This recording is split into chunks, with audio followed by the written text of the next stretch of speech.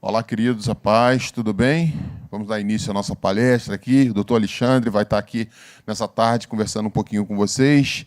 Eu gostaria que a gente ficasse de pé para dar início aí. Vamos orar. De antemão, a gente já queria agradecer você que está aqui, dedicando esse tempo, a aprender um pouco mais para instruir a sua família. Oremos. Amado Deus e eterno Pai, mais uma vez queremos te render graça, Pai eterno, por esta rica oportunidade que tu tens dado, Senhor, a cada um de nós, Senhor, de aprendermos um pouco mais, Senhor, para estarmos pondo em prática em nossas famílias, Pai. Queremos apresentar a vida do teu filho, Pai eterno, que fará a menção nessa tarde, Pai eterno, que estará instruindo, Senhor, essas pessoas, Pai.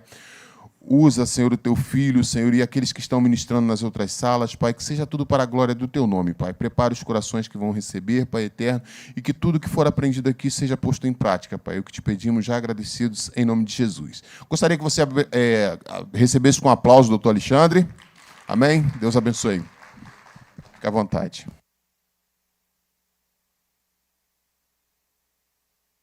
Som. Graças a Deus. A paz.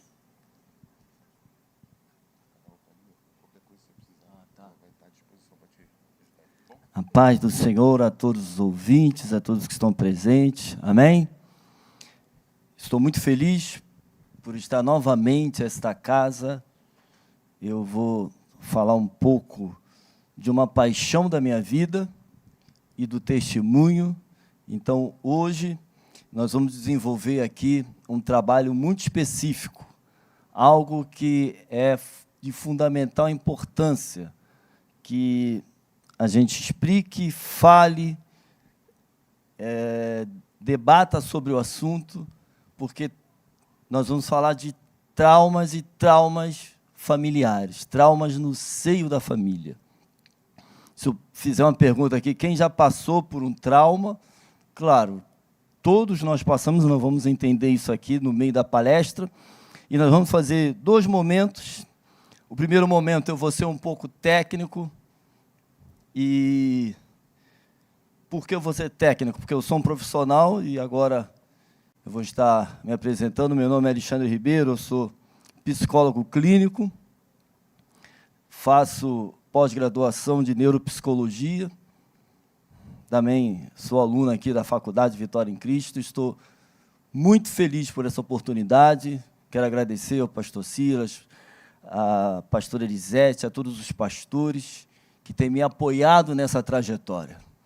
Nós vamos desenvolver aqui um trabalho muito importante, porque eu trabalho com trauma. Eu sou especialista em cura de traumas, numa terapia que eu também vou apresentar aqui, chamada EMDR. É uma terapia revolucionária. Quem aqui já ouviu falar na terapia EMDR? Levante as mãos. Uma pessoa só, Mas você aqui, você vai entender que nós não fazemos mais terapia como antigamente. E você vai discorrer na palavra de Deus, na minha experiência profissional e também na minha experiência pessoal. Nós vamos falar de algumas características aqui do trauma. E, no final, nós vamos fazer um outro momento que nós vamos orar por cura de traumas aqui. Eu tenho certeza que aqui você vai sair com uma base a respeito desse tema tão importante. Trauma é uma epidemia invisível. É algo que a pessoa sente, que a pessoa vive, que a pessoa é bloqueada, e ela não sabe de onde vem, não sabe o que está acontecendo, e hoje nós vamos discorrer sobre esse tema aqui, algo de fundamental importância, que cada um saiba um pouco, saiba o básico de trauma. Essa é minha missão, e estou aqui imbuído e com muita paixão e energia e alegria de poder compartilhar com toda a igreja que eu amo. Sou mais de 20 anos dessa igreja, tenho uma história aqui e estou muito feliz por isso. Mas, vamos lá? Vamos começar falando do termo trauma.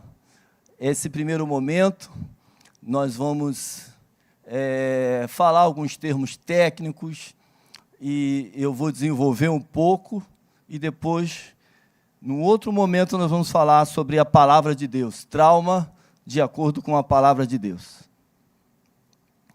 Vamos lá. Então, o que é trauma? Trauma, no grego, trauma, né, diz respeito a uma ferida. Então, é qualquer elemento da experiência de uma pessoa que permaneça fixo e não resolvido, causando perturbação de ordem biológica, fisiológica, emocional, mental ou comportamental. Então, o trauma é uma ferida, é algo que aconteceu em um momento das nossas vidas, e aquele momento, ele que congela, parece que congela no tempo, e ele não se atualiza, e continua causando perturbação em várias ordens, ordem biológica, fisiológica, emocional. Então, a pessoa sente uma dor, sente uma privação, sente um bloqueio, e aquilo não se resolve, ela dorme e acorda, e aquela dor continua. Então, quando aquele elemento de dor, e de privação, e de bloqueio se torna fixo e não resolvido, nós chamamos isso de trauma. Tem vários tipos de traumas. O primeiro é o trauma crônico, que resultado da exposição constante e prolongada aos eventos estressantes. O que é um trauma crônico? A pessoa está vivendo uma situação de muito tempo de estresse, muito tempo de privação, de fome, de miséria, de violência, e aquilo vai se cronificando com o tempo. Isso vai piorando a emoção, vai piorando os sentimentos, e a pessoa fica cada vez mais carregada. É o trauma crônico. Também tem um trauma agudo, resultado de um único evento estressante ou perigoso. Trauma agudo, a pessoa pega o carro, sai, ela vai passar e bate com o carro, tem um acidente de carro. É um trauma só, é um trauma agudo.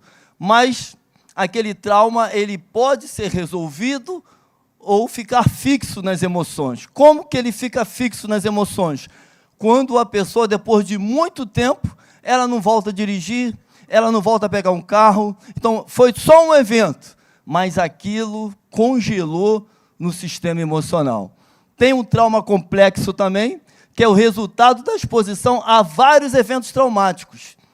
Então, o trauma complexo é a pessoa que está no trabalho e recebe uma advertência, recebe um abuso emocional do patrão, ela chega em casa, tem um problema com o filho adolescente, ela chega na igreja e tem uma discussão com alguém. Então, trauma complexo é vários momentos, vários ambientes de pequenos estresses que vai aumentando aquela carga de estresse, aquela carga emocional. Nós chamamos isso de trauma complexo.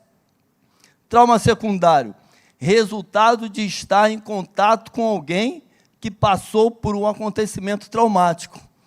O trauma secundário é algo muito importante. Nós vamos fazer aqui, mais para frente, um questionário, uma pesquisa, nós vamos falar de uma pesquisa, e muitas pessoas não têm noção do dano que é você observar uma violência dentro de casa. Nós estamos aqui no ano da família, e nós vamos frisar muito trauma dentro da família.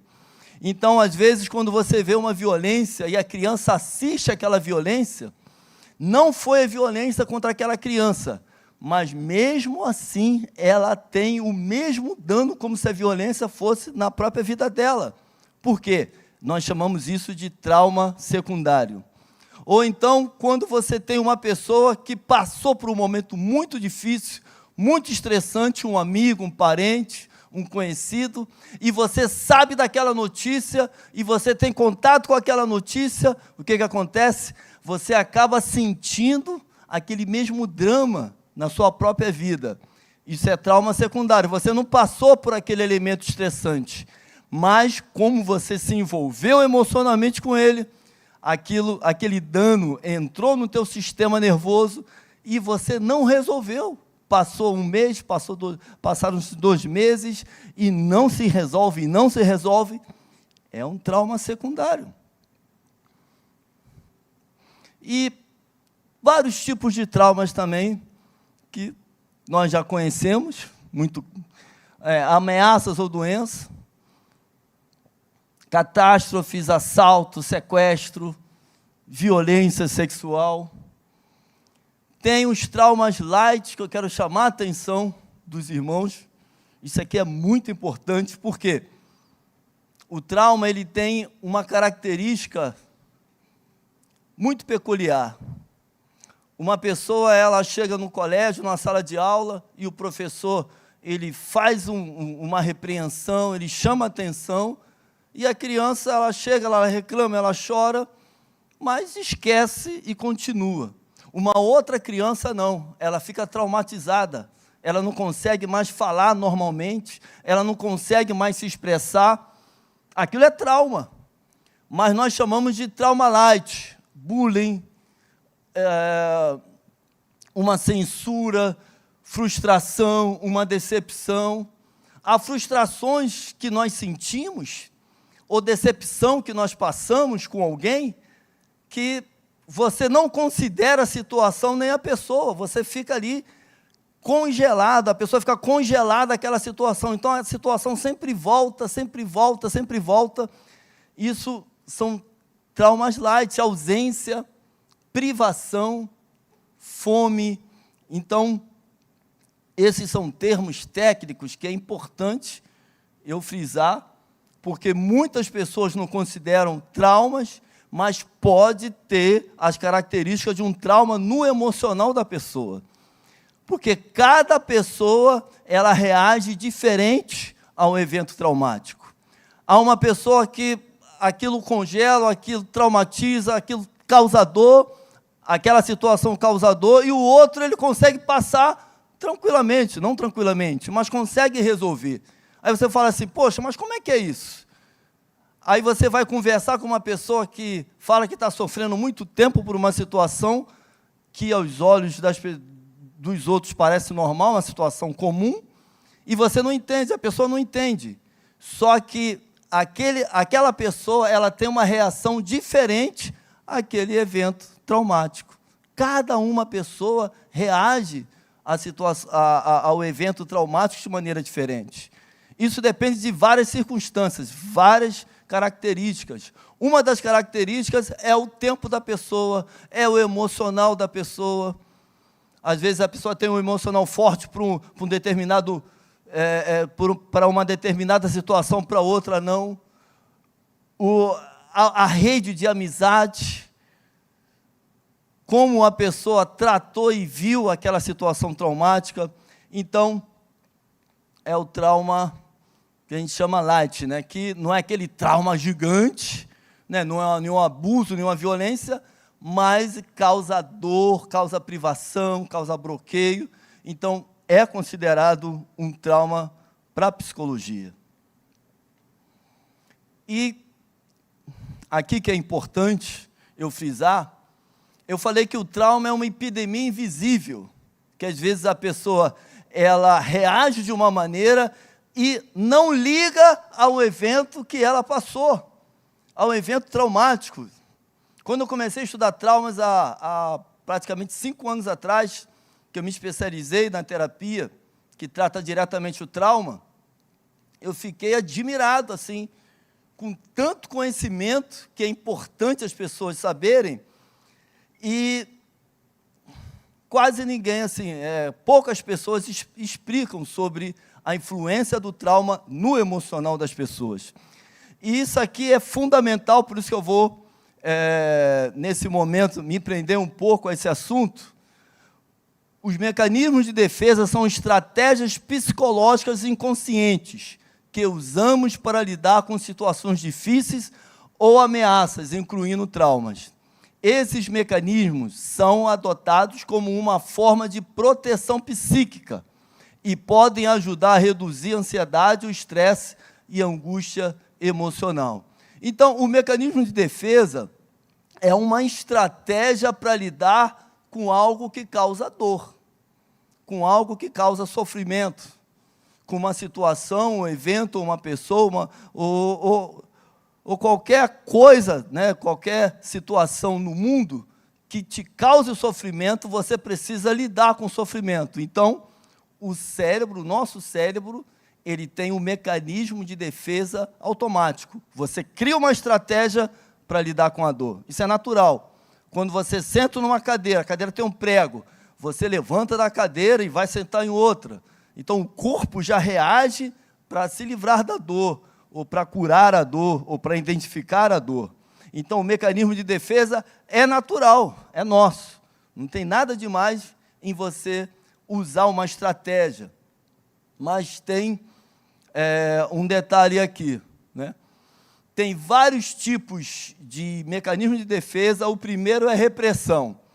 Este mecanismo envolve o processo de empurrar as memórias traumáticas para o inconsciente, tornando-as inacessíveis à consciência. Repressão é você passa por uma situação dolorosa e você, como se fugisse, você esconde aquela situação. Aquela situação tem 10 anos, tem 20 anos, mas ela está guardada lá, que você tem pouco acesso a ela, aí a pessoa continua vivendo. Não resolveu, não curou, não tratou, mas está lá guardada lá. Está lá como se fosse numa caixa. E a pessoa, às vezes, quando tem uma data, quando encontra uma situação semelhante àquele elemento traumático que ela guardou, aí sim ela faz menção àquele trauma, mas depois ela guarda lá de novo e continua. A repressão é o mais comum. A negação é o mecanismo de defesa que envolve a recusa em aceitar ou acreditar na realidade do trauma. A pessoa pode minimizar, ignorar ou rejeitar a gravidade do evento traumático, como uma forma de proteção contra a dor emocional.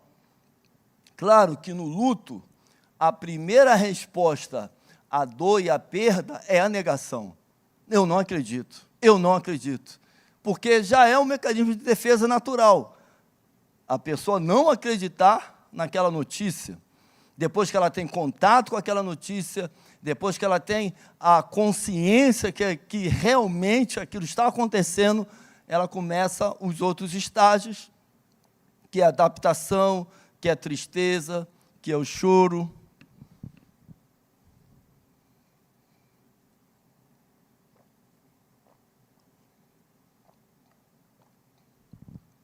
Mas, como esse mecanismo de defesa também, ele pode dificultar o estado emocional sadio de uma pessoa, quando ele perdura muito e a pessoa nega a realidade, para que não tenha acesso àquele momento de luto, aqueles estágios do luto. Então, ela não aceita que aquilo aconteceu, ela não aceita que é real a dor que ela viveu. Dissociação. A dissociação é o mecanismo em que a pessoa se desconecta da experiência traumática, criando uma separação entre pensamentos, emoções e sensações físicas. Isso pode levar a uma sensação de estar fora do corpo, ou uma perda temporária de consciência em relação ao trauma.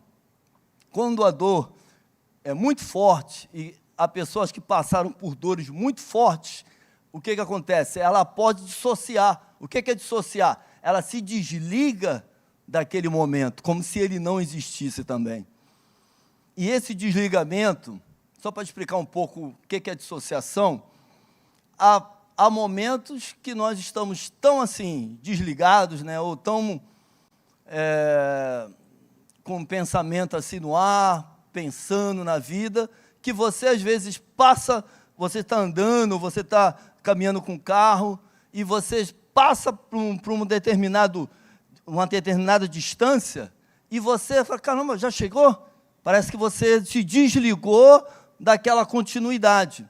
Isso é uma dissociação clássica e leve que nós passamos. Ou então, uma pessoa está ali cozinhando, e ao mesmo tempo ela está ouvindo um louvor, então ela está cozinhando, mas a mente dela está ali ouvindo uma palavra. É uma dissociação, porque ela está com dois focos de atenção. Ela está cozinhando, está ouvindo louvor, está ouvindo a mensagem, está cuidando do filho. É um pouco de desligamento. Essa dissociação a respeito do trauma, o que ela faz com o ser humano? Ele tem a sensação que uma parte do corpo dele não pertence a ele. Não sei se alguém já teve essa sensação, que parece que o corpo não é dele, parece que eu tô flutuando, ou eu não estou no próprio corpo, ou eu não existo, parece que eu tenho a sensação que eu não existo. Isso é dissociação. Dissociação que é uma consequência do trauma. Racionalização, esse mecanismo envolve a tentativa de justificar ou explicar o trauma de uma forma que minimize o impacto emocional. A pessoa pode criar explicações lógicas ou razões para o evento traumático, a fim de lidar com a dor e preservar a integridade psicológica. Então, racionalizar é trazer uma explicação lógica para envolver aquela dor. Nós vamos falar aqui de trauma na infância, e a criança, quando seus pais, que são responsáveis por cuidar dela, eles são violentos numa medida que traumatiza a criança ela começa a racionalizar, porque ela não entende aquilo que está acontecendo. Então ela começa a pensar, por que eu estou vivendo isso? Por que aquele que é responsável por cuidar de mim está me maltratando? Isso começa uma racionalização. A criança começa a racionalizar e pensar dentro dela, pensar, e ela chega a algumas conclusões, que nós vamos ver aqui na pesquisa, que se ela está sofrendo aquela violência é porque tem um defeito, é porque ela não vale, é porque não tem importância. Então, começa a criar várias crenças negativas por causa desse pensamento. E para que você comece a racionalizar o que está acontecendo, por que isso está acontecendo. E a sublimação, né, que é o mecanismo em que a energia emocional associada ao trauma é redirecionada. Então, a pessoa, aquela dor, aquela frustração, ou ela... É muito fácil ela se envolver com drogas, ela usar outras substâncias, ou ela brigar, ou ela fazer uma luta, que já é um mecanismo saudável, né, para ela expor aquela energia na luta, com disciplina, claro, ou então ela usa outros mecanismos que não são saudáveis. Agora eu trouxe alguns desenhos aqui, para nós entrarmos de forma a mergulhar mais nesse conhecimento. Há alguns mecanismos de defesa que, particularmente, a pessoa usa e não sabe que usa. Um deles é essa figura aqui, que é o homem invisível. A pessoa, quando ela passa uma privação, uma dor, um trauma, uma situação muito cruel na sua vida, ela como que pudesse, não pode, mas como ela pudesse emocionalmente não aparecer para que ela não sofra novamente, ela se torna invisível. Quer dizer, ela não gosta de se expor, ela tem medo de falar em público, ela tem medo das pessoas. É como se qualquer situação que trouxesse ela à tona, ela já, não, eu não posso, eu estou aparecendo. É como se fosse um mecanismo mesmo de defesa, que é uma fonte dos piores medos, né, que existe no mundo todo. Para mim, né, as pesquisas mostram que é o segundo. Qual é o segundo maior medo que o ser humano tem? Quem é que sabe dizer? O primeiro todo mundo sabe. Qual é o primeiro? Qual é o primeiro? Qual é o primeiro maior medo do ser humano?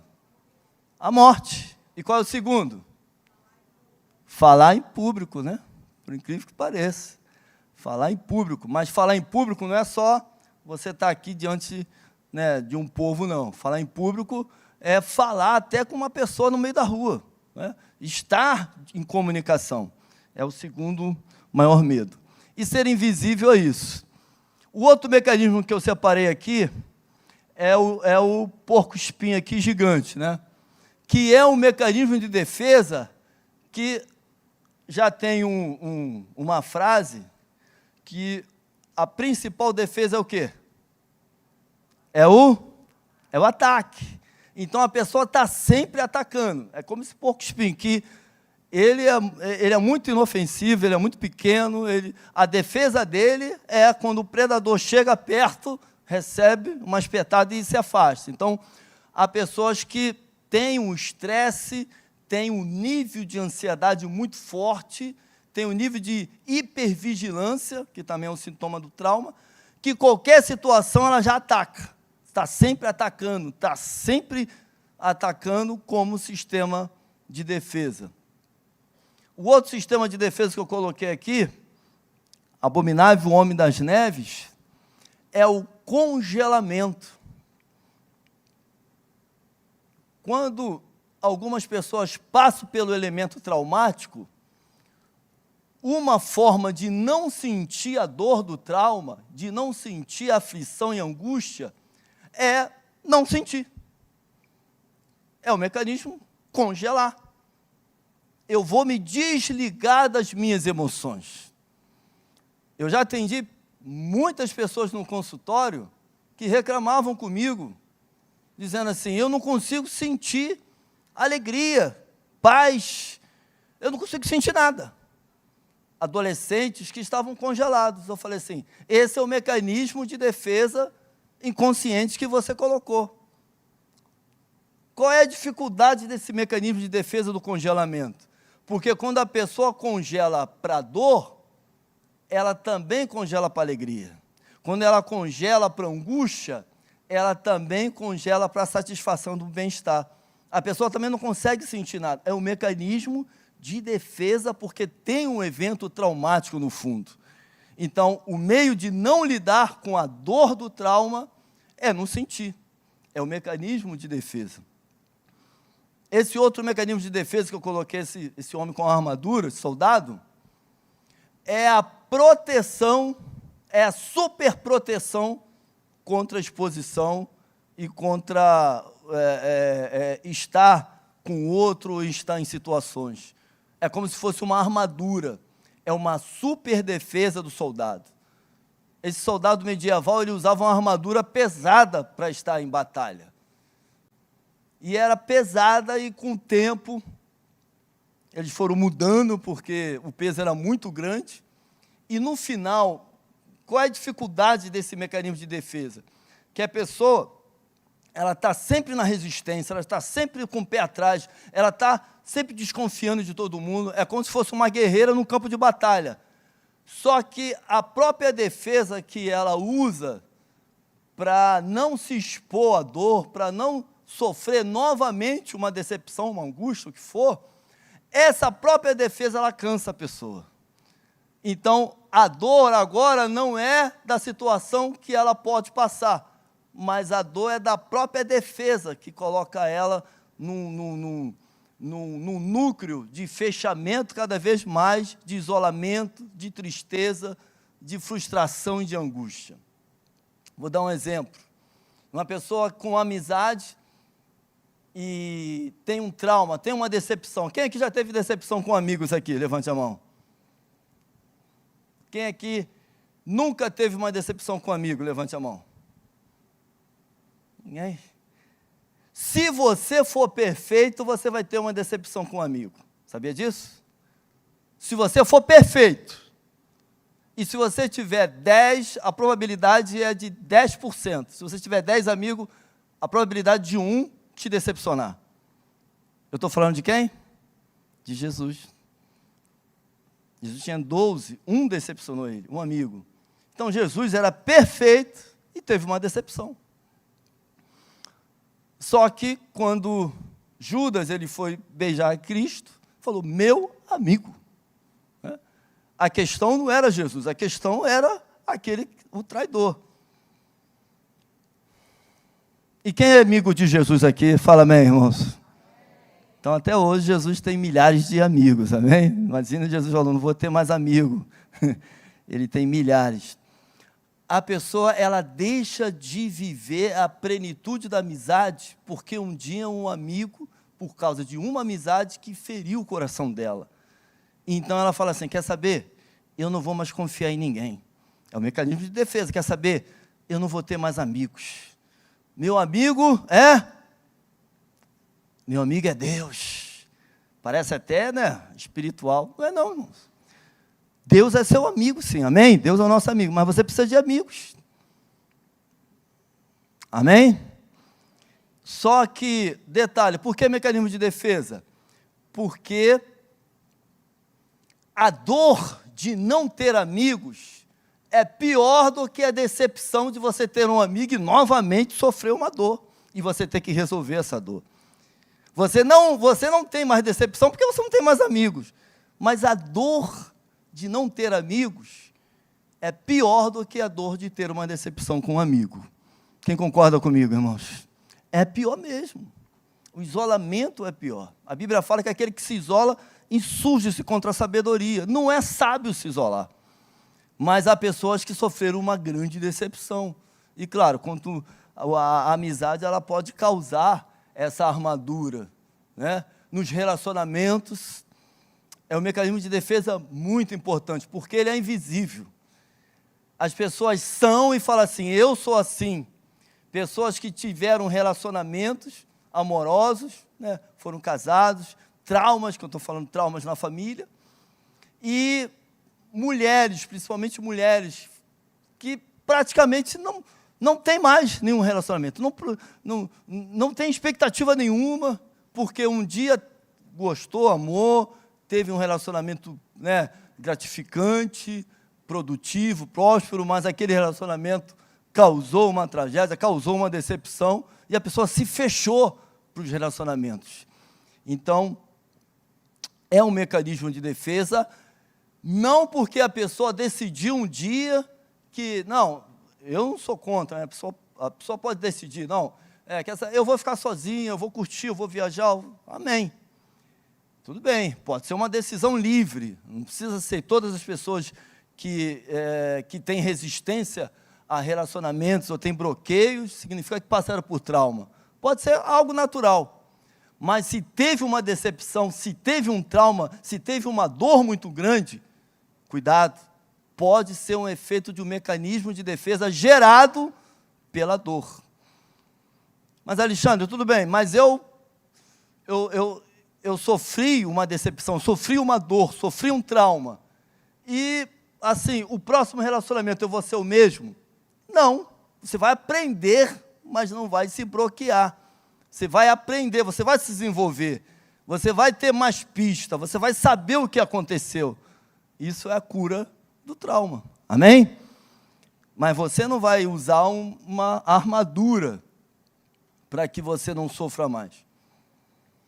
Esse mecanismo aqui, eu coloquei, depois o Espírito Santo me explicou, porque eu coloquei aqui e falei, Senhor, por que eu coloco o mecanismo de defesa como muro?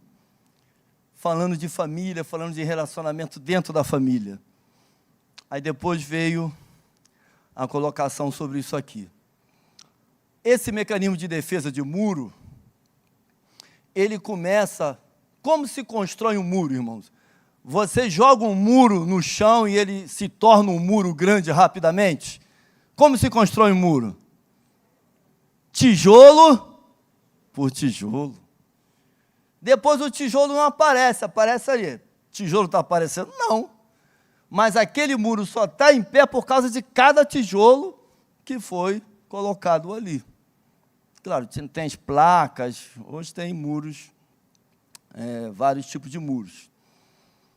Esse mecanismo, ele é forjado com pequenos estresses que não são resolvidos. Pequenas rupturas, pequenas decepções que vai acumulando, que não parece que bloqueia, não parece que divide. São coisas pequenas, um dia, outro dia, só que cada decepçãozinha pequena, cada frustração dentro da casa, cada situação que não é resolvida, ela se torna um tijolo que se alia outro tijolo, que alia outro tijolo, e no final você vê que as pessoas não estão mais juntas, estão separadas, estão sozinhas do outro lado, né? O marido está de um lado e a esposa está do outro. Como que isso aconteceu? Há pessoas que falam assim, vamos nos separar. Detalhe, já estão separados. Eles só querem oficializar. Então, cuidado com os pequenos tijolos. Até a Bíblia fala, né, para cuidar das raposas e das raposinhas, das coisas pequenas, dos pequenos desencontros, das pequenas decepções. A Bíblia fala de raiz de amargura, tá? Mas não vou me prolongar nisso. Há consequências do trauma, né? Tem a diminuição do bem-estar, pensamentos intrusivos.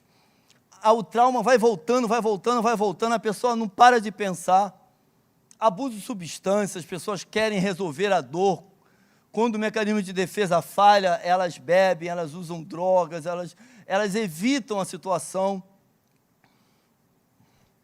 E, como já te falei, os estados dissociativos.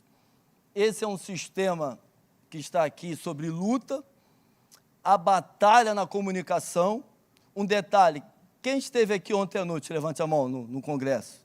Palavra do pastor Cláudio Duarte, incrível, tremenda, dando estratégias detalhadas, dando situações que você pode resolver.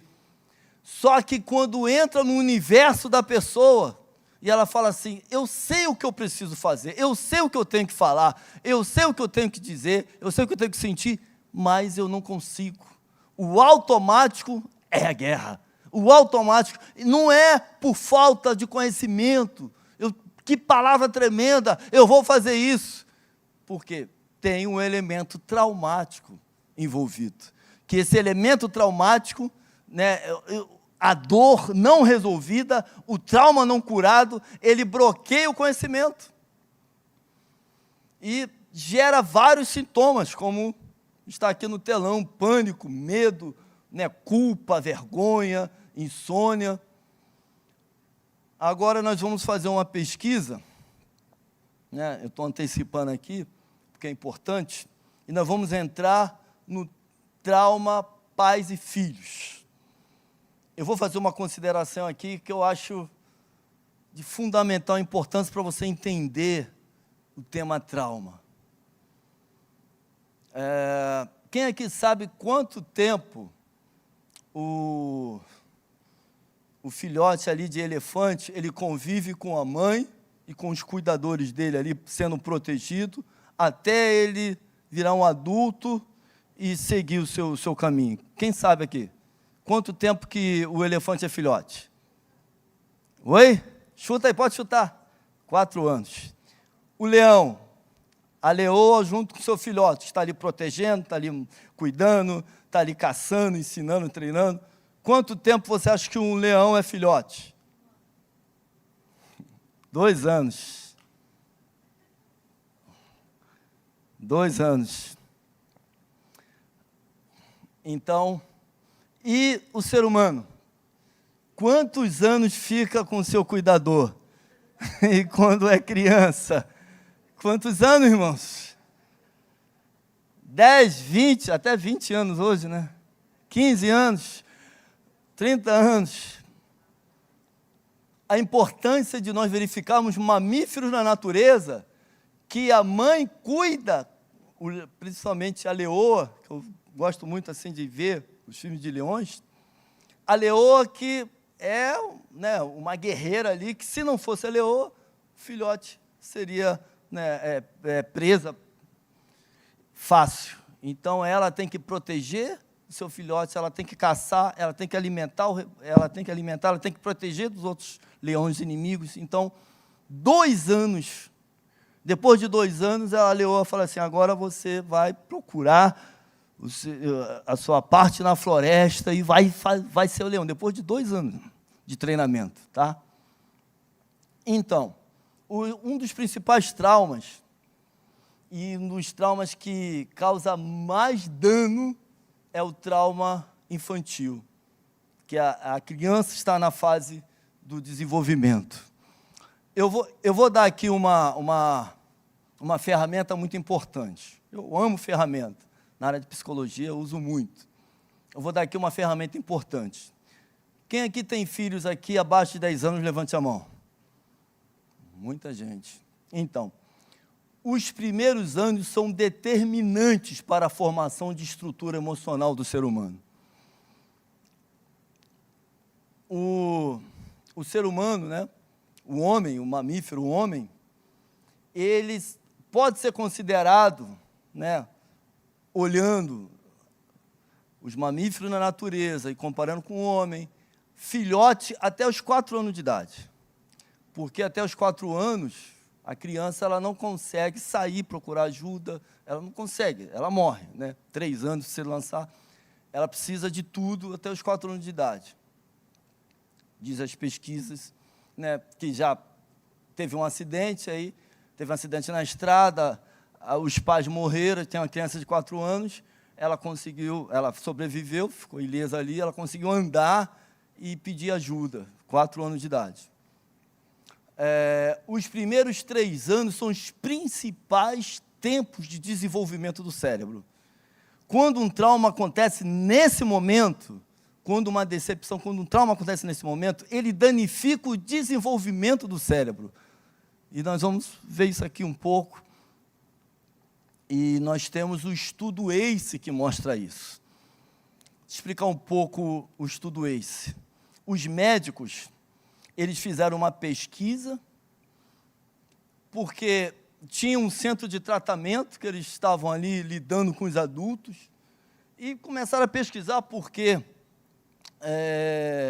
Não tinha resultados, a questão do emagrecimento, e pesquisando, eles falaram assim, calma, tem alguma coisa errada, porque as pessoas obesas, elas engordavam e depois elas emagreciam 50 quilos e voltavam ao mesmo peso. Então, resumindo, eles começaram a pesquisar e criaram o estudo ACE. O que é o estudo ACE? Experiências adversas na infância.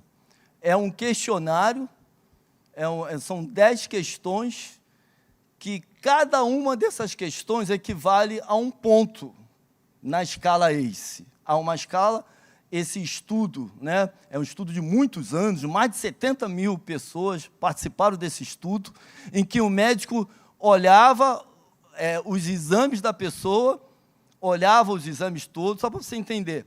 Aí perguntava como foi a infância daquele paciente.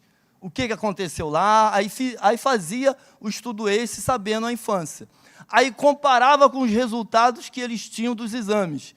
Aí eles ficaram alarmados e falaram, nossa, as pessoas que tiveram mais traumas na infância é o que apresenta mais sintomas físicos, psicológicos e sociais na vida adulta. Eles fizeram essa comparação e hoje esse estudo está mostrando que o trauma até 18 anos pode acarretar várias situações, e a pastora Suzana vai fazer com vocês aqui esse questionário. É um estudo, irmãos, que está na internet, é um estudo lindo, que mostra a relação do trauma na infância e da situação atual da vida adulta. Até problema no coração, a pessoa tem mais probabilidade de ter, tá? A paz, irmãos. Eu me sinto muito honrada de estar aqui na casa do Senhor, dando essa contribuição.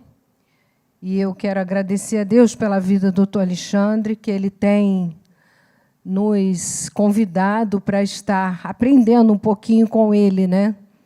E eu tenho visto e aprendido com muitas experiências. E ele me convidou para fazer apenas as perguntas do questionário. Mas queria abrir só um parêntese aqui, se você precisa de uma consulta, se você tem alguma dúvida, no final dessas perguntas, a conclusão que você chegar, você pode procurar o Dr. Alexandre, que ele é nosso aqui, pastor Silas e a pastora Elisete, dão um aval. Todo mundo já sabe, né? Quem conhecia aqui já o Dr. Alexandre? Maioria, né? Praticamente. Mas pode indicar, eu não tenho trauma, eu não tenho nada.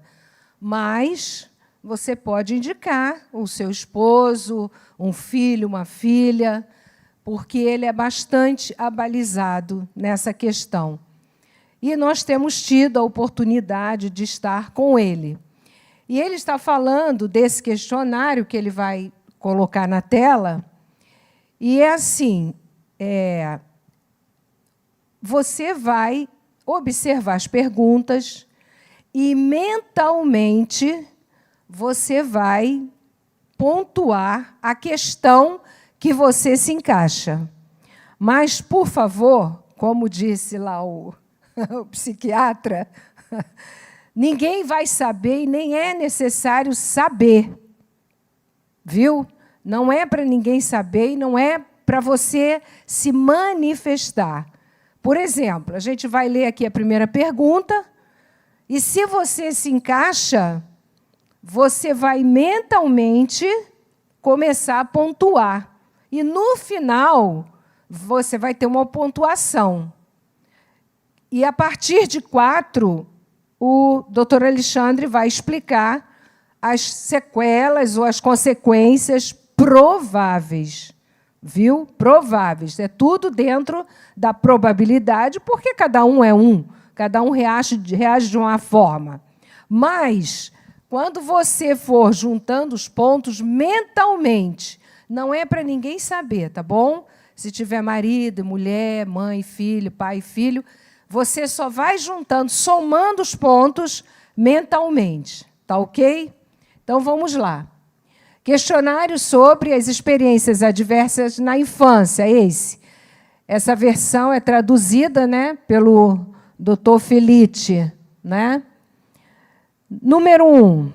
Durante seus primeiros 18 anos, presta bem atenção, de vida, algum dos seus pais ou outro adulto que vivia em sua casa frequentemente o insultou ou humilhou, ou agiu de forma que lhe provocou medo de ser fisicamente machucado? Sim ou não? Eu vou dar o exemplo com essa primeira pergunta. Se você se encaixa nessa questão aqui, de um dos seus pais, outro adulto que vivia em sua casa, o insultou, humilhou, de forma lhe provocou medo de ser fisicamente machucado. Você vai pensar, na minha infância, eu morei em tal lugar, ou a minha mãe, ou a fulana de tal, o padrasto, ou um irmão de outro casamento, do meu pai e da minha mãe, fazia isso. Você vai ficar para você. Então, se você se encaixou, é um ponto. Entenderam? Você já está com um ponto aí. Alguns dos seus pais, segunda pergunta, algum dos seus pais ou outro adulto que vivia em sua casa frequentemente o insultou ou agarrou ou atirou-lhe alguma coisa alguma vez que lhe bateu com força a ponto de lhe deixar marcas? Você vai pontuando aí. Se você se encaixou na primeira, é um ponto. Se encaixou na segunda, 2 pontos. Mas eu só estou dando exemplo, tá bom? Não quer dizer que você vai ter que se encaixar em todas. É na que você se encaixa, tá? Pode até ser que você se encaixe em várias, tá bom? 3. Algum adulto ou outra pessoa, pelo menos 5 anos mais velha que você, fez alguma coisa, lhe tocou, obrigou a tocar o corpo dela de forma sexual, ou tentou ou teve uma relação sexual com você? Sim ou não? Pontua aí. 4. Você sentiu frequentemente que ninguém na sua família o amava ou pensava que você era especial ou importante? Ou as pessoas da sua família não olhavam umas pelas outras, não se sentiam próximas umas das outras, ou não se apoiavam? Sim ou não? A 5ª, você sentiu frequentemente que não tinha o suficiente para comer, tinha de usar roupas sujas e não tinha quem o protegesse? Sim, ou os seus pais ou adultos que deviam cuidar de você estavam demasiado bêbados ou perturbados para cuidar de você ou o levar ao médico se fosse necessário? Sim ou não? A 6. Os seus pais separaram-se ou divorciaram-se alguma vez durante a sua infância? Sim ou não? 7. A sua mãe ou madrasta frequentemente foi agarrada, empurrada, estapeada ou atiraram-lhe algum objeto? Ou, às vezes ou com frequência, foi agredida com pontapés, mordidas, socos, ou lhe bateram com algum objeto forte? Ou foi batido repentinamente durante alguns minutos, ou ameaçado com uma faca ou arma? Sim ou não? A pergunta 8. Você viveu com alguém que tivesse problemas com álcool, ou era alcoólico, ou usava drogas? Sim ou não? 9. Viveu com alguém que estivesse deprimido, tivesse algum problema psiquiátrico ou tentou suicidar-se? Sim ou não? 10. Alguma das pessoas que vivia com você foi para a prisão? Sim ou não? Faça a soma de todas as suas respostas sim. Este é o teu número no Waze. Lembrando que o doutor Alexandre falou de probabilidades, né?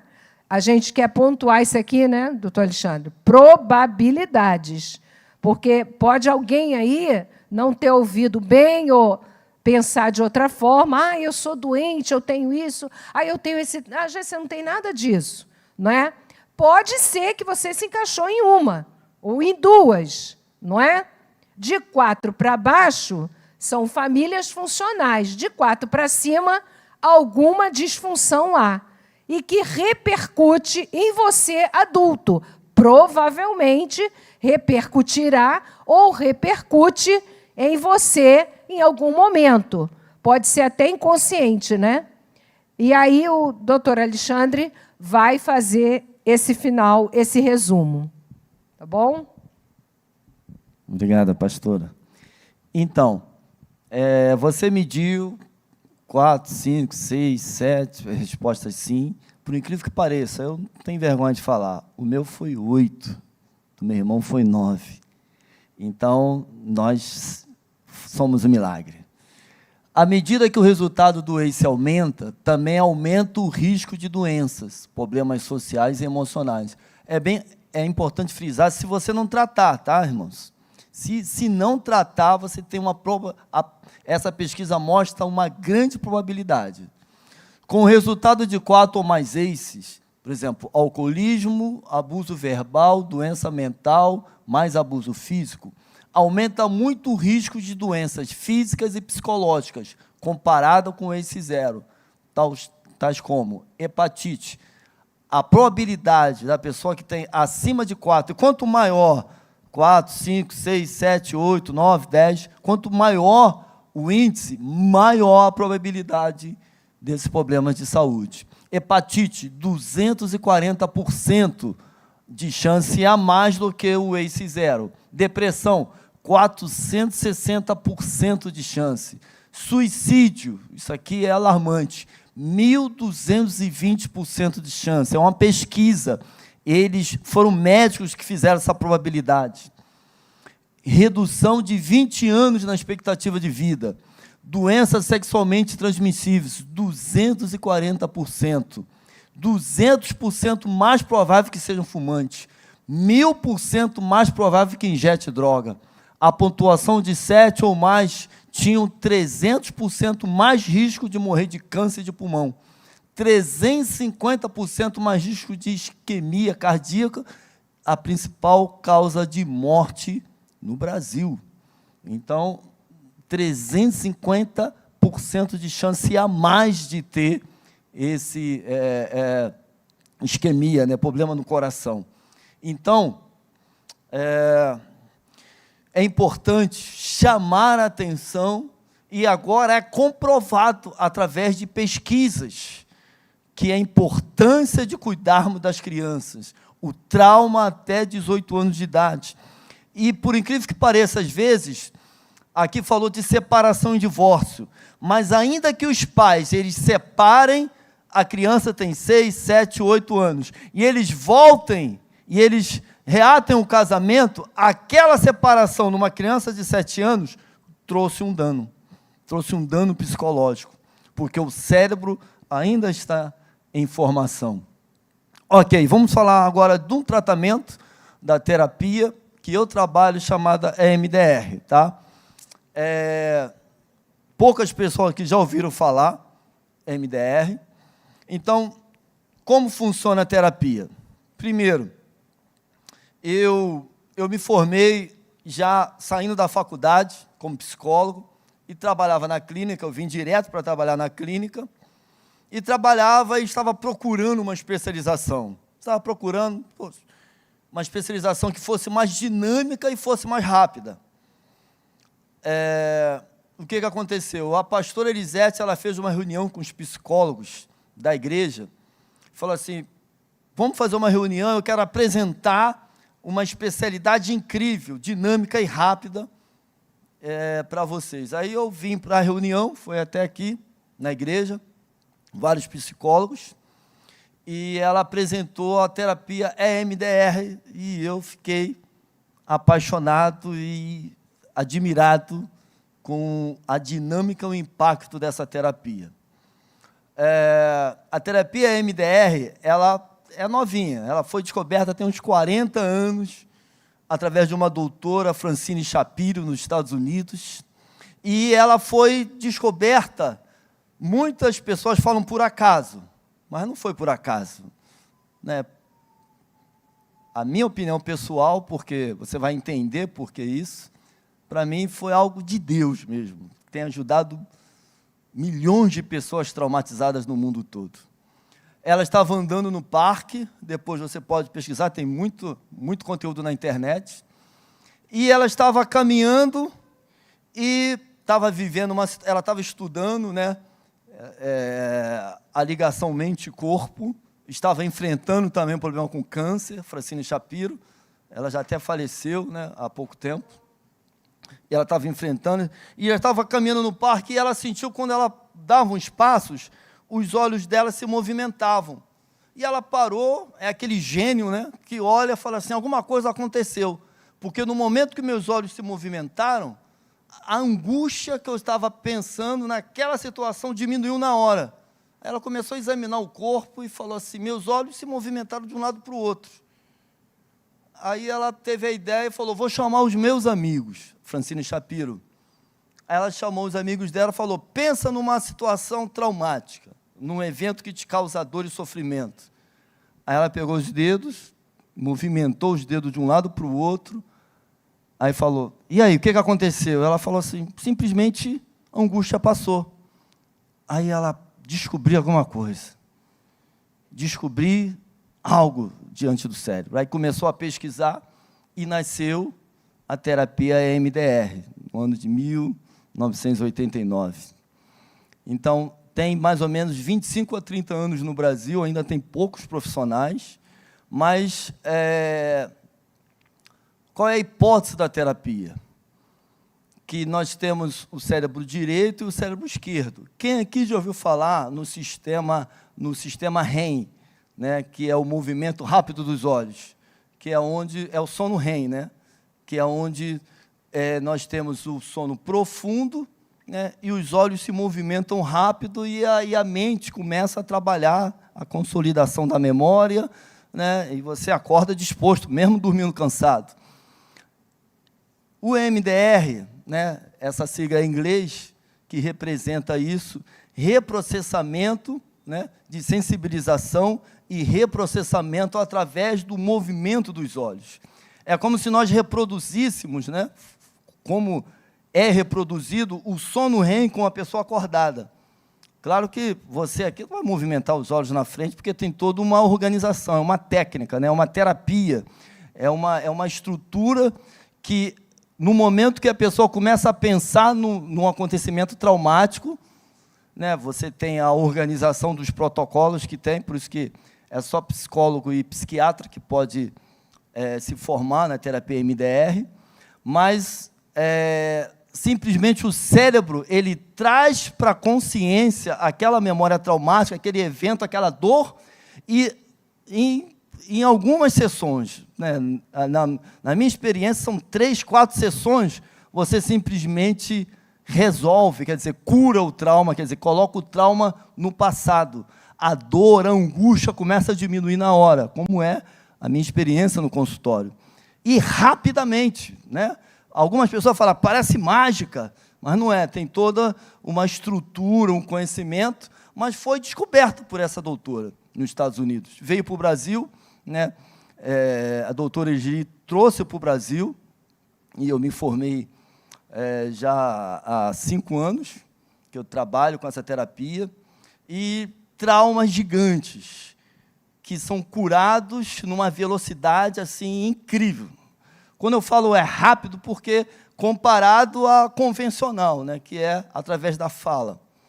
Então, aqui mesmo está escrito, né, ajuda o cérebro a processar as memórias perturbadoras através de estímulos bilaterais.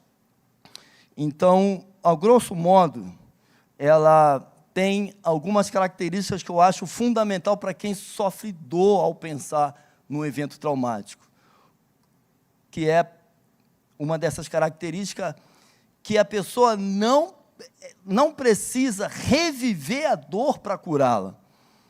Tem toda uma estrutura nessa terapia que a pessoa pode curar o trauma, resolver a dor, resolver o pavor, resolver o medo, sem reviver de novo. Simplesmente através de técnicas que você aciona o cérebro, e o cérebro cura a situação traumática e a pessoa fica livre da dor. Então, todo trauma tem cura.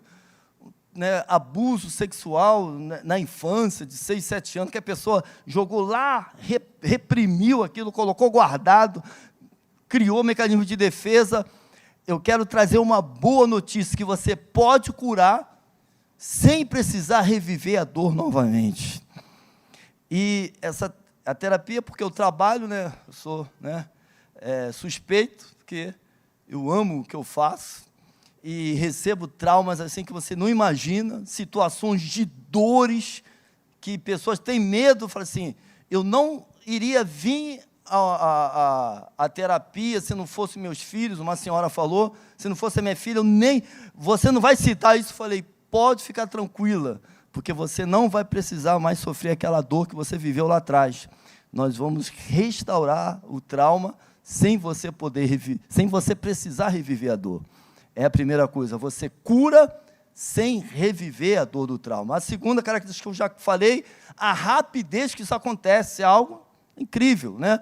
O pastor Silas aqui, eu apresentei essa terapia do pastor Silas, o pastor Silas também, como psicólogo, ele ficou admirado, eu fiquei admirado, né? Todos ficam admirados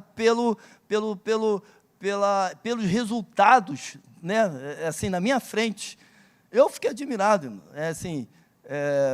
eu estava procurando uma especialidade, e a MDR você precisa conhecer. Tem muito material na internet, eu não vou me aprofundar muito, mas são 3 coisas importantes. Primeiro, qualquer situação que você viveu lá no passado, que causou dor, que causou sofrimento, e o que é não resolver?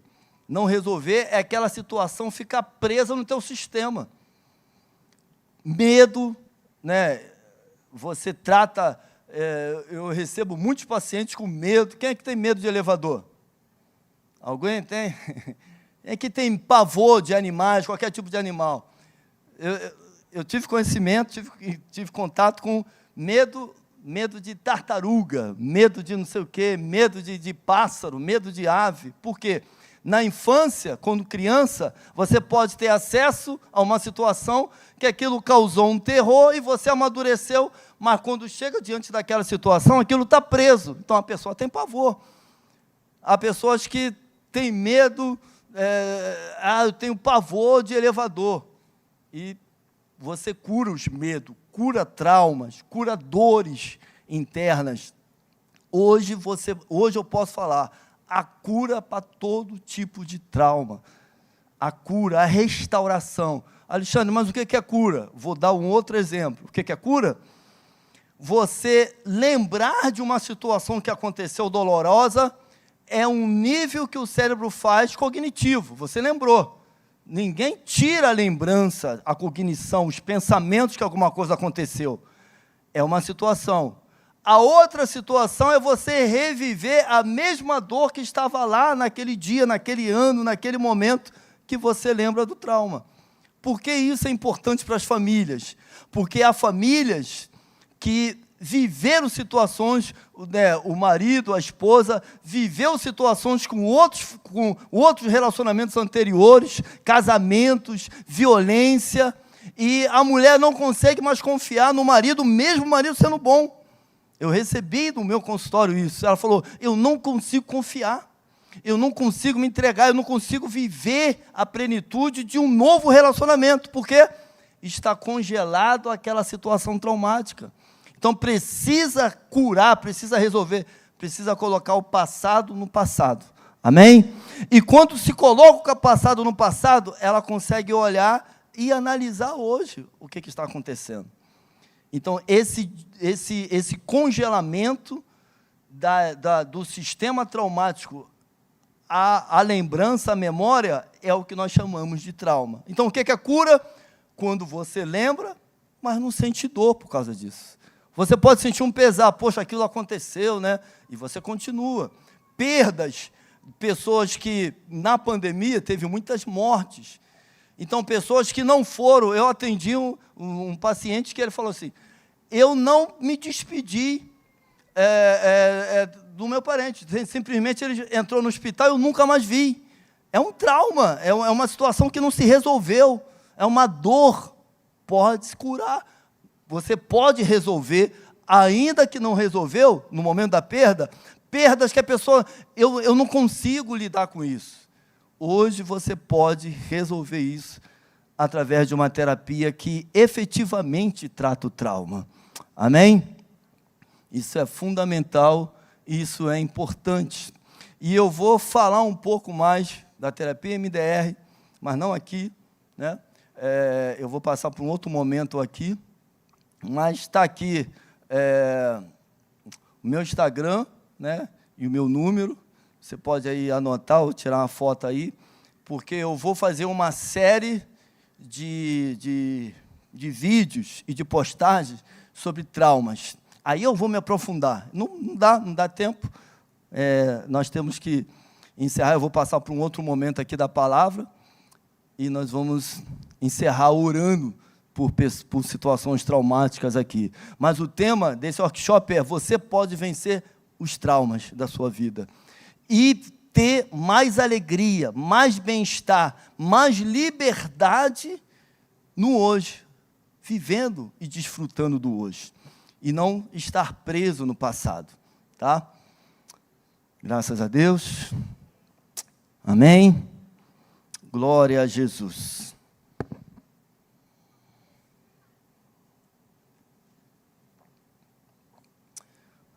Amém. Vamos ficar de pé, irmãos? Eu queria fazer uma oração aqui, só para você estar muito tempo sentado. É um workshop, então, agora vem dinâmica, né? Nós precisamos... o workshop é uma palestra que... Por que o nome workshop, né? Antes era palestra. É porque você sai com alguma ferramenta. Quem gosta de aprender ferramenta psicológica para lidar com emoções aqui? Fala, amém. Eu amo. Eu sempre tenho que ensinar uma ferramenta psicológica. E eu vou ensinar aqui uma fundamental. Nós vamos entrar num outro período, né? Eu ia dar um intervalo, mas eu vou fazer só essa oração. E antes, quem aqui tem problema de ansiedade aqui? Levante a mão. Ué, quase todo mundo. Quem aqui conhece a respiração profunda? Respiração diafragmática, levante a mão. Pouca gente ainda, hein? O meio de você diminuir a ansiedade na hora, no momento que você tiver com estresse, com angústia, é você entender o que significa respiração profunda. Eu vou te passar isso em 2 minutos, tá? Por isso que eu queria que você ficasse de pé para você fazer esse exercício. No momento que... O que é ansiedade? Ansiedade é um sistema de luta e fuga. É sempre um sistema de ativação. Vou dar um exemplo. Se a gente sai aqui, vem um leão aqui, ali entra um leão, todo mundo vai entrar no sistema de ansiedade, quer dizer, sistema de luta e fuga. Ninguém vai lutar, mas todo mundo vai fugir. Só se tiver alguém aqui, um super-herói, né? Mas, né, Davi teve a unção ali de direção. Então, a maioria vai entrar no sistema de luta e fuga. Então, qual é esse sistema? O coração acelera, a mente fica com pensamentos, há formigamento no corpo, há algo no estômago, não dá para me aprofundar, mas o teu corpo entra em luta. E o que é ansiedade fora do normal? Porque a ansiedade sadia é quando você faz uma apresentação no colégio, de um trabalho, e você fica ansioso, porque você está diante da turma e tal. Normal, você fica ali nervoso, a pessoa fica nervosa, mas sai. O que é ansiedade fora do normal? É quando ela te atrapalha, quando ela te angustia, quando você deixa de ir para algum lugar por causa da ansiedade. Então, no momento que você entra no sistema de relaxamento, você atrapalha a comunicação da mente com o corpo. Deixa eu explicar melhor. Quando a pessoa está ansiosa, ela está para cima. O seu ombro se enrijece, o seu músculo se enrijece, a pessoa fica tensa, coração acelera. Aquilo. Então, quando ela relaxa, o ombro baixa, o músculo relaxa e o coração volta ao batimento normal. A respiração profunda é isso. Imagine você com muita sede, com muita sede, com muita sede. A sede é um sistema de alerta do corpo. Então, a pessoa, eu quero ar. Quem é que já teve muita sede, você foi buscar água em algum lugar e você não achou e você ficou buscando? Quem é que lembra de uma situação dessa? Aí quando você pega a água e toma água, aí o corpo sai do sistema de ativação e você respira fundo dizendo assim, caramba, não é assim? É automático. As pessoas falam respiração profunda e ninguém sabe de onde veio, é disso. O corpo ele tem inato uma respiração que acalma o sistema dizendo, já solucionou, já bebemos, já estamos satisfeitos. É aquela respiração do...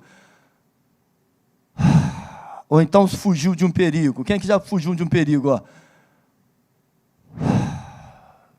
No momento que você faz essa respiração, você entra no sistema de relaxamento. Tá? Só isso. Quem é que entendeu? Eu vou falar lá no Instagram, você pegou lá meu endereço, eu vou explicar melhor. Aqui não dá por causa do horário. Então, você vai puxar o ar com o nariz e vai soltar o ar com a boca devagar, assim, ó, relaxando o ombro. Ó. Tipo assim, estou bem, estou satisfeito.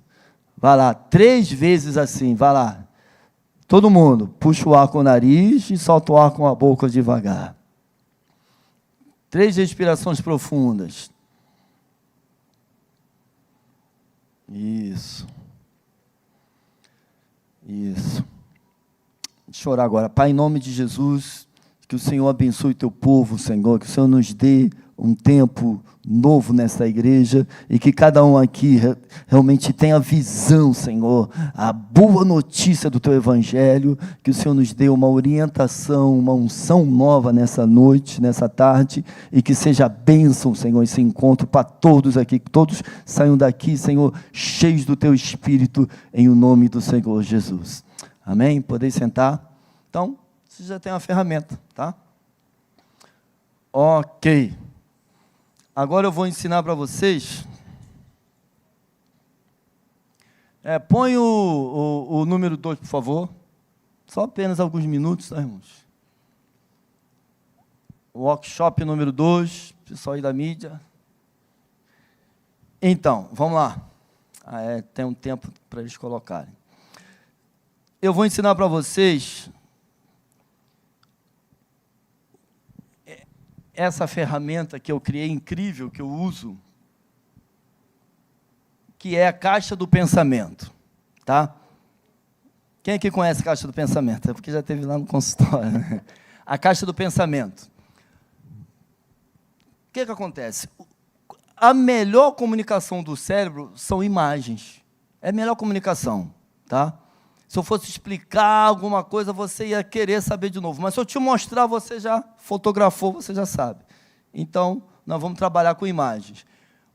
Obrigado. Então, a caixa do pensamento. Você imagina agora aí que na sua mente tem um lugar que é como se fosse uma caixa. Quem aqui me diz o que significa essa caixa aqui? Um container, isso mesmo. Qual é a função do container? Guardar as coisas. Quem aqui, antes de dormir, fica com seus pensamentos, caraca, eu tenho que fazer amanhã, eu tenho que fazer não sei o quê. Quem aqui tem esse pensamentos acelerados? Você vai imaginar que você tem um container, tá, na sua mente, e você vai guardar ali, imagina mesmo, que você vai guardar todas as coisas que você vai fazer no outro dia, dizendo assim, ó, agora eu vou guardar isso aqui, vou fechar e só vou abrir essa caixa amanhã de manhã para resolver.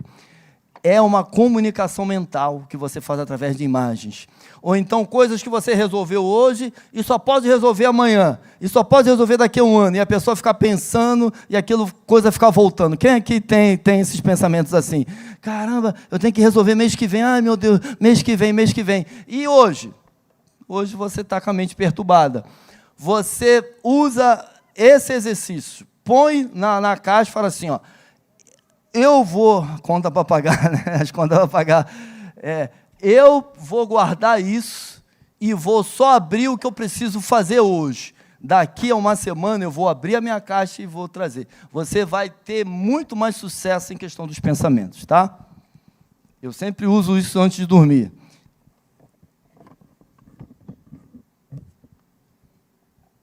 Dentro do container... Cadê a psicóloga Aline? Tá. Me ajuda aqui. Quero apresentar aqui a Aline também, né? Nós estamos numa equipe, a pastora Suzana também está me ajudando, a gente estamos trabalhando junto, ajudando ela e ela me ajudando, e a psicóloga Aline também, que é terapeuta MDR, né? Ela vai me auxiliar aqui.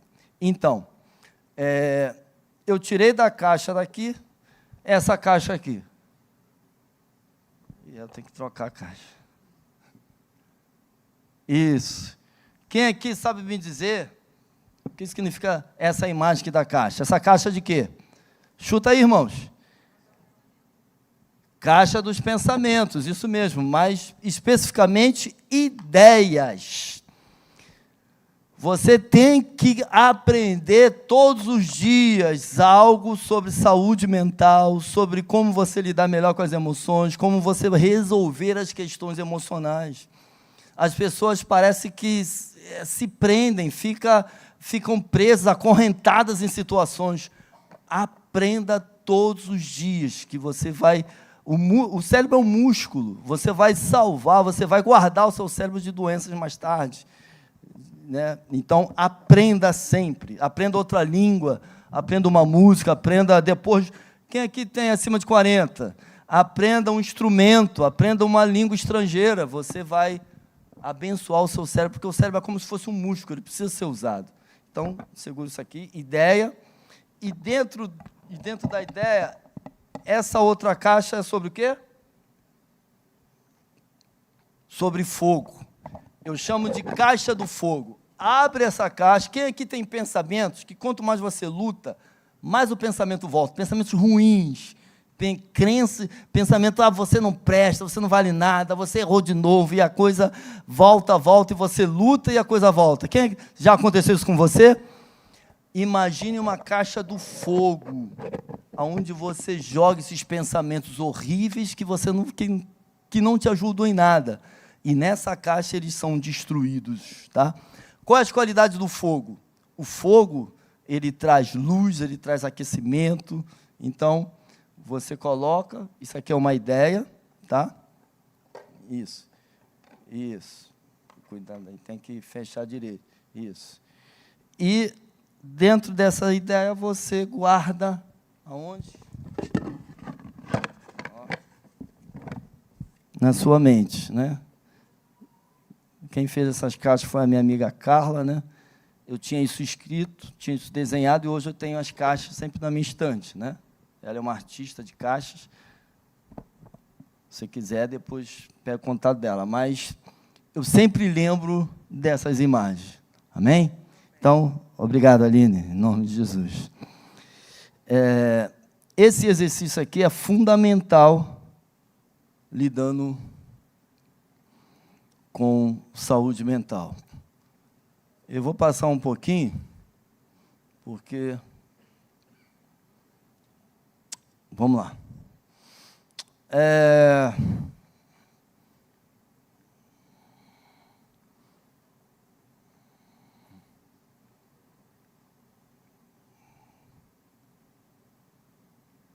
Então,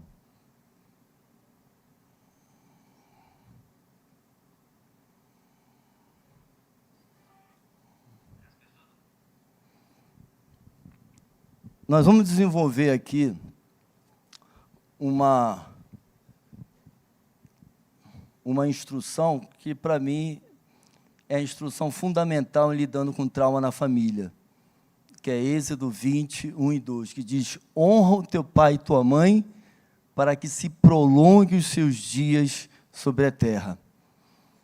Eu tive uma experiência na minha vida que Deus me levou a estudar o trauma dentro do núcleo da minha família, né? Eu tive uma família muito traumática e eu nasci num lar traumático, por causa de um lar de gerações. Minha mãe é uma guerreira, sempre foi uma guerreira. Meu pai também, trabalhador. Mas viviam situações de guerra, de brigas, não se entendiam. Então, eu nasci num lar de muita violência, de muita briga. E quando eu me converti com 20 anos de idade, eu orava a Deus porque eu sabia que tinha que ter uma cura dentro de mim, né? Que aquilo não estava certo dentro de mim, e eu não sabia o que era. O que eu explico para vocês hoje, essa é a minha missão, é a resposta que eu não tive quando tinha 20 e poucos anos de idade. Eu sabia que eu tinha uma mágoa, eu sabia que tinha um rancor, eu sabia que tinha algo que mexia com as minhas emoções e não me deixava ter uma paz completa, uma vida abundante que Cristo dá. E eu orava a Deus: cura o meu coração totalmente, eu quero ser curado. Eu quero ter o meu coração curado. E eu me encontrei com esse versículo: honra o teu pai e tua mãe. Minha mãe sempre teve problema psiquiátrico, e o meu pai, né, problema com alcoolismo. E o meu ACE, 8, né? Então, aquilo me causava, me tirava muita paz, e eu não entendia. E eu orava para que o Senhor fizesse isso milagrosamente. E, claro, Deus fez. Por um milagre, Deus me colocou na faculdade. Eu fiz a faculdade sem pagar R$1. Deus me deu o nível universitário. Eu me tornei um psicólogo. Eu comecei a entender as questões emocionais. Como que uma palavra que nós falamos para uma criança, você não presta, você não vale nada, causa um dano tão terrível como se fosse um soco, um pontapé. As palavras ferem. E hoje já é de conhecimento público, né?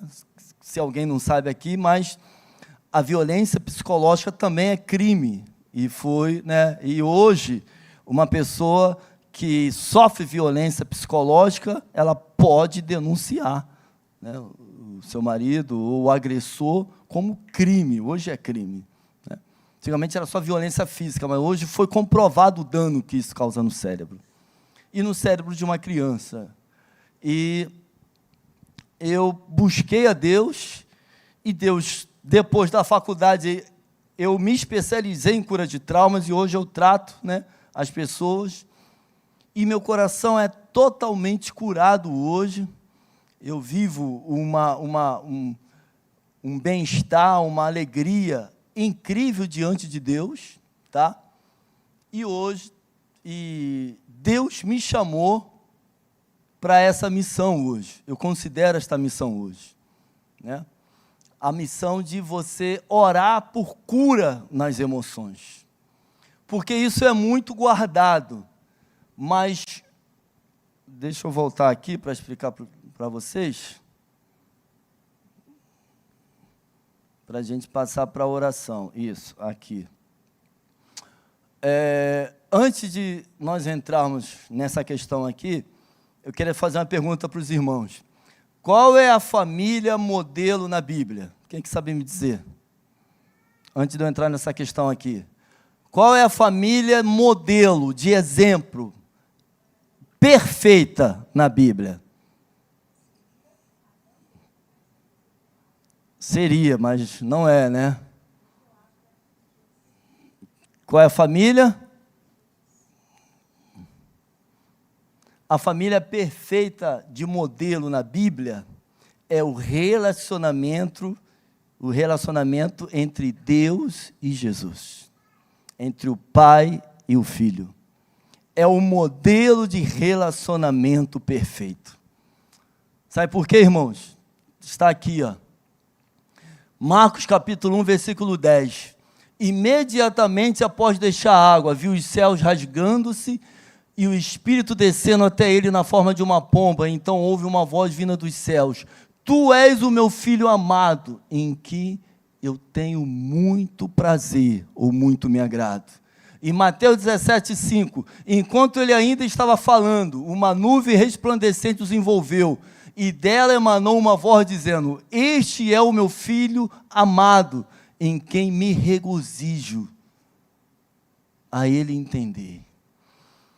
Quando Deus se dirige a Cristo dos céus com voz audível, Deus faz duas coisas fundamentais no relacionamento entre pai e filho. Primeiro, Deus, ele declara o seu amor e declara a essência do ser de Jesus. Tu és o meu Filho amado. Tu és. O que és, irmãos? Ser. Jesus, ele era porque tinha revelação de Deus para ser. A Bíblia e a Escritura falava sobre Cristo, profetizava sobre Cristo, dizia sobre Cristo, mas o Pai declarou isso desde o céu: Tu és o meu Filho amado, em que eu tenho alegria. É a informação mais importante que o ser humano precisa saber na terra: quem ele é e se ele é amado ou não. A questão do amor é central na Bíblia. Porque eu perguntei sobre as famílias na Bíblia? Porque se você olhar as famílias, você vai ver que todo problema que há na família é problema de amor. É sempre um problema de amor. Ana, Eucana ama a Ana, mas não ama a Penina. E havia sempre uma falta de amor na Bíblia, nas famílias. Sempre quando você vê uma questão, né? E sempre se você olhar o texto bíblico, e eu coloquei ali, mas não dá tempo de falar, vai sempre assim: ela era amada, ela não era amada. Era sempre uma questão de amor. Uma coisa importante que eu quero falar sobre cura na família é que o amor é a base de criação dos filhos e do relacionamento na família. É o amor, irmãos. E Deus colocou isso bem claro: Tu és. Então, no momento que você dirige a uma pessoa na identidade dela, que essa identidade nunca seja negativa. A pessoa fala assim, uma criança faz algo: você é muito bagunceira. É ser. Você atacou a identidade de uma pessoa.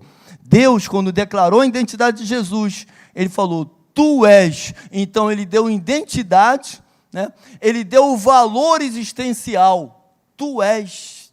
Quer dizer, você já é amado. Você já é o meu filho. Ele deu valor social. enquanto ele ainda estava falando, Deus falou: este é o meu filho. Ele apresentou Jesus como filho. Então Jesus tinha identidade, valor existencial, valor social, ele tinha pertencimento. Tu és o meu filho, né?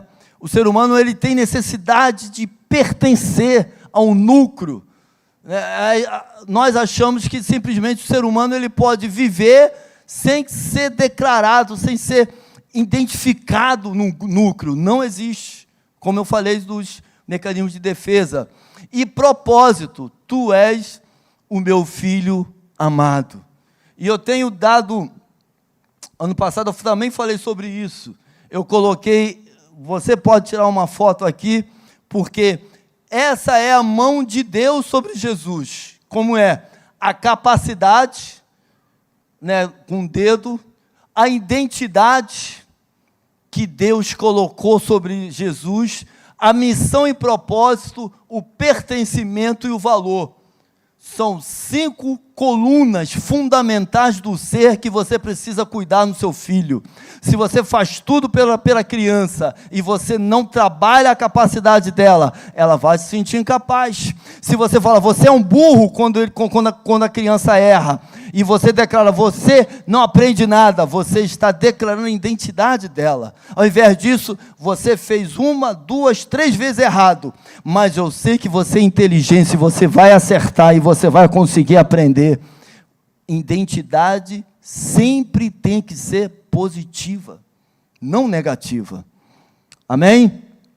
E o outro meio de você tratar diferente é dor, é culpa, medo, vergonha e humilhação. E eu passei por isso tudo e Deus realmente fez a obra e fez um milagre sobre a minha vida. Aqui está muitos versículos sobre a base do amor. Quem não ama não conhece a Deus, porque Deus é amor. Então, qual é a linha de corte? É o amor. Tá? Se não ama, não conhece a Deus.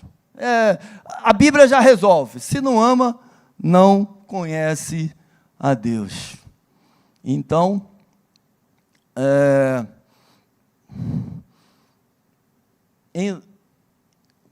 no caso do relacionamento entre pai e filhos, eu coloquei esse versículo aqui: e orai para que a vossa fuga não ocorra durante o inverno, nem no sábado. Deus me deu essa oração no momento que eu estava passando uma situação muito difícil com a minha mãe, né? Minha mãe passando por um problema psiquiátrico, né? E problemas emocionais, e muitas questões. Eu falei, Deus, cuida da minha mãe. Deus me deu esse versículo, né? Se você tem pais vivos, faça essa oração todos os dias. Eu sempre ensino isso no consultório. Deus, o Senhor Jesus, Ele falou para os apóstolos, vai haver a grande tribulação, vocês vão passar pela fuga, vocês vão fugir, mas orem para que a fuga de vocês não seja no inverno, e não seja no sábado. Jesus falou, orem para que, ainda que aconteça alguma coisa, isso não fadigue, isso não canse vocês, que seja em outra temperatura. Então, Deus podia mudar as estações da fuga deles por causa da resposta de oração. Então, no relacionamento entre pais e filhos, você ora, Deus, ainda que eu tenha que cuidar da minha mãe, ainda que minha mãe e meu pai venham passar pela velhice, eu tenha que cuidar, eu tenho que estar perto, eu tenho que assessorar isso, que isso não seja pesado para mim. Cuida deles, da saúde, da resistência. Quem já fez essa oração? Quem faz essa oração aqui? Faça sempre essa oração sobre os pais, amém? Por causa lá do versículo, honra o teu pai e tua mãe, né? E para finalizar, qual é o oposto aqui do amor? Quem sabe me dizer qual é o oposto do amor? Você já sabe, né? Qual é o oposto do amor? Está ali, né, já. O contrário do amor, todo mundo fala que é o ódio, né? Que é o comum. Mas o contrário do amor não é o ódio, é a indiferença. Lembra do mecanismo de defesa? Porque aonde eu tirei isso? Aonde estava isso? É uma base disso. Está na criança. Quando a criança ela quer a presença dos pais, ela quer a presença da mãe, ela chora, ela grita, ela esperneia, ela quer ser acolhida, ela quer ser limpa, ela quer ser cuidada, ela quer ser protegida. Ela começa a raiva e até mesmo ódio, gritar. Por quê? Porque ela ama. O ódio está muito perto de quem ama. Mas qual é a diferença? Claro que não é esse ódio louco, mas estou dizendo em relação ao relacionamento dentro da família. O ódio é o amor não correspondido. A pessoa ama, mas não é correspondido, ele começa a protestar. Enquanto houver protesto, é porque há uma semente do amor. E no relacionamento entre pais e filhos, nós vimos muito isso. Às vezes tem ódio, tem mágoa no coração, e as pessoas têm vergonha de dizer. Eu digo, irmãos, eu fiquei muitos anos magoado com a minha mãe, mas eu não fazia nada com ela. Mas tinha uma mágoa no meu coração, e parece que as pessoas acham que isso é até pecado. Não, é pecado eu falar sobre isso. Não tem isso. Eu tive durante muitos anos. Eu falei, Deus, tira essa mágoa do coração. Até Deus me revelar. Falou assim, não, porque essa mágoa, ela é o resultado de um amor não correspondido. É porque a criança, o neném, ele ama porque não tem o que fazer. É um amor de dependência. Ele precisa amar porque ele não tem o que fazer fora do cuidado dos pais. E quando há um trauma, há uma situação traumática que impede esse amor, eu não estou achando culpados nem inocentes, há uma revolta, porque a pessoa quer ser amada, e aquela revolta fica desde criança. Fica uma mágoa, fica um ressentimento, e às vezes há pessoas que podem estar aqui, ou vão assistir depois, ou estão assistindo, que tem mágoa no coração dos pais. Por quê? Houve um tempo que o teu amor não foi correspondido. Essa é a explicação. Amém? É porque ama. É porque ama, irmãos, por incrível que pareça. Essa é a resposta, é porque ama. E teve uma fase que não foi correspondido, ou teve desentendimento nesse relacionamento, e ficou uma dor no coração. Eu fiquei muitos anos com uma dor, com uma mágoa, mas eu falei, Senhor, a Bíblia fala para honrar, porque eu tenho essa mágoa, até essa resposta sobre a mágoa no coração. E o que aconteceu está aqui, Deus me mostrou nesse versículo aqui, em Daniel capítulo 3, versículo 25, respondeu dizendo, eu, porém, vejo 4 homens soltos, que andam passeando dentro do fogo, sem sofrer nenhum dano, e o aspecto do quarto é semelhante ao Filho de Deus. O que aconteceu comigo? No momento de muito que minha mãe surtou, e eu tive que cuidar muito da minha mãe, e teve aquele choque, aquele momento, e aquilo me desgastou muito, e no momento que eu cuidei dela, nesse tormento, meu coração foi curado, meu coração foi restaurado, sozinho. Eu falei assim, o que está acontecendo comigo? Deus me mostrou essa passagem. Há pessoas que vivem situações e não entendem essas situações que vivem na família, intrigas, problemas, que não conseguem resolver, que acham que aquilo vai danificar, que vai prejudicar. Eu queria te dizer, em nome do Senhor Jesus, que no meio da fornalha, Sadraque, Mesaque e Abidnego não queimaram as roupas, mas queimaram aquilo que amarrava eles ao passado. Queimaram as cordas que estavam amarrando o coração deles, irmãos.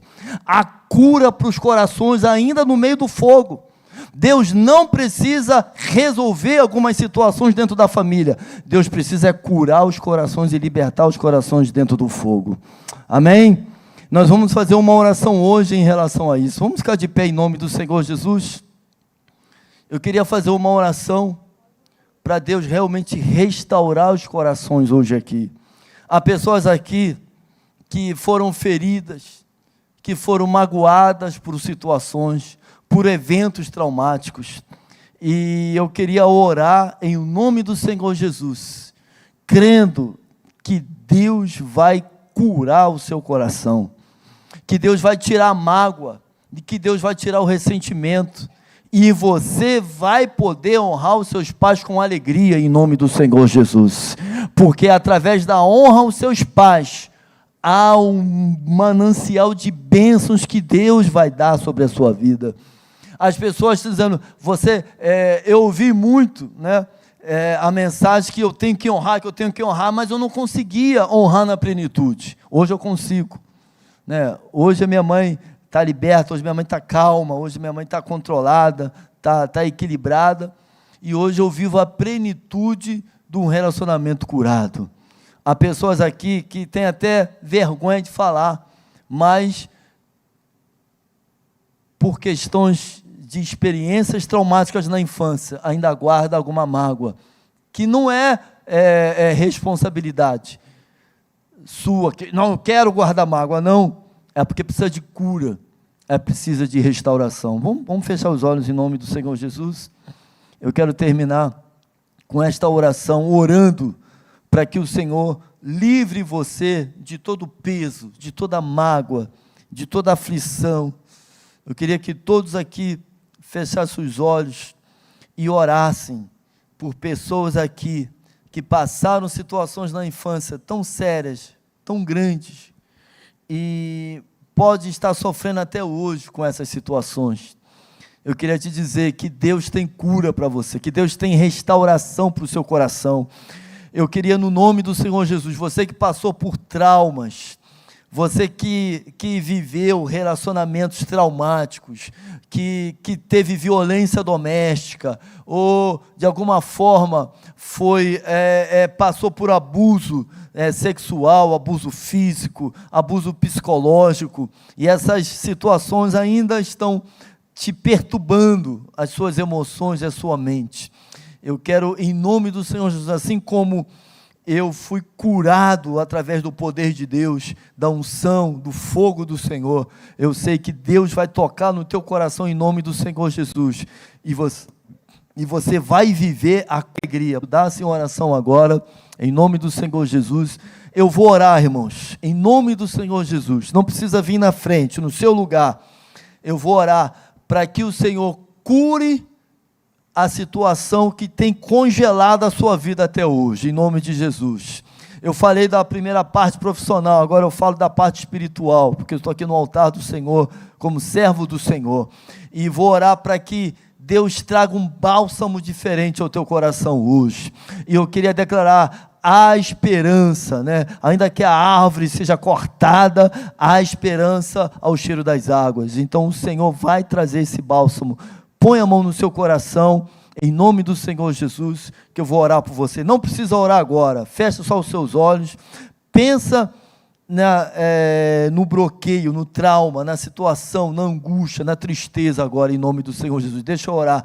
Pai, em nome do Senhor Jesus, eu quero fazer esta oração agora, Senhor, orando por cada pessoa que está com a mão no coração.